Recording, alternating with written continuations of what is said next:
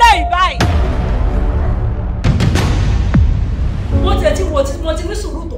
Mo ti gbé ọ̀rọ̀ yìí ti sára títí tí ó fi di àsìkò yìí kí n tó sọ̀rọ̀. Àbí ìgbà tí ẹ sọ̀rọ̀ tó ẹ̀yin kan náà ẹ̀bẹ̀rù Ọlọ́run ni. Mo ti ń wù ẹ̀ nílé. Máa kú mi gàgàrà. Máa kú mi gàgàrà. Tó bá kú mi lọ, máa tẹ̀ ẹ́ pa. Ọ̀sẹ̀ tẹ́lẹ̀ fún yín jẹ́ tó ṣì sí mi lẹ́nu. Ọmọ ọkọ ẹ̀ ló fẹ́ máa ní ẹ lára máa gbógun sí.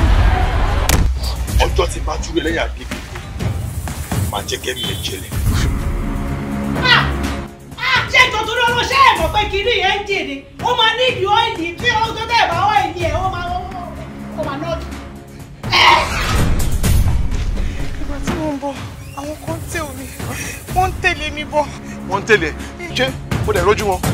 Ẹ wò màmá ẹ ti ń lọ́rùn tí ṣó ti yẹ yín ẹ mọ nǹkan ẹ wá máa lọ.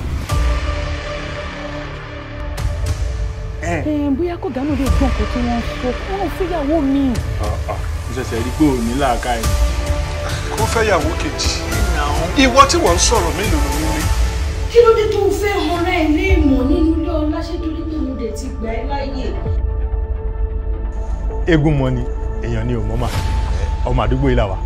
Ìgbà tí mò ń ṣàtìlẹ́yìn báwo mo ṣe máa mọ nǹkan tí ó ń ṣe wọn. Ẹkùn àbádọ́ mi ka inú ilé láti jọ ẹ ti gbàgbé pé ẹ ní ìyàwó kékeré ẹkùn orúkọ kò ìmọ̀ nígbà wọ́n tẹ inú nígbà wọ́n dẹ̀ rún inú ìrùkúrù wá bí. Kí ló ṣe ṣẹlẹ̀ gangan tó jẹ́ pé gbogbo ìgbà tí mọ̀mọ́ ọ̀gá wa bá ti wá bí wọ́n máa kọ́ sí aṣọ sísìsì wọ́n máa kọ́ sí wàhálà. Bọ́sù.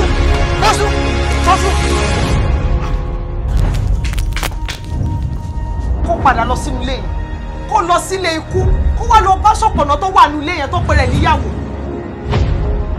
My house is peaceful. Mo bímọ, mo níyàwó. So why bringing in another woman?